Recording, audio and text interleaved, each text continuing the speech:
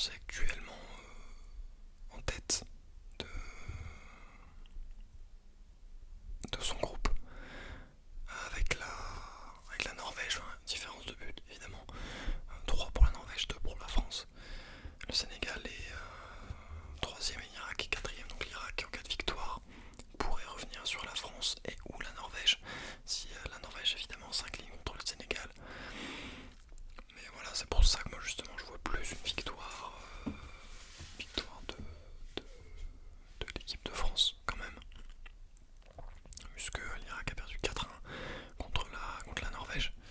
Norvège qui n'est pas non plus une grosse puissance footballistique, même s'ils sont quand même plutôt bons. Je vois quand même plus vraiment une grosse défaite de l'Irak, parce que sur le premier match l'équipe de France, le Sénégal avait plutôt bien joué un début de première période, mais la France n'avait pas tous les automatismes, ils n'étaient pas encore à fond. Et c'est pourquoi je pense que la France a réussi à corriger ça, ou du moins ça sera dans ce match là qu'ils vont réussir à le corriger. Et c'est ce pourquoi je les vois du coup s'imposer très largement dans ce match.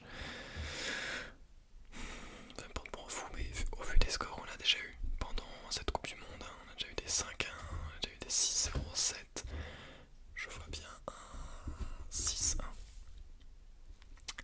Au niveau des buteurs, je pense que Kylian Mbappé va faire taire les dernières personnes qui le critiquent, parce qu'il va inscrire au moins 2 buts, peut-être même 3. Voilà. Ça se trouve pas du tout, ça se trouve c'est match nul, à cause d'un but à la 90ème de Koundé. Contre son camp. Non mais voilà, plus sérieusement je pense une bonne victoire 5-1 ou 6-1.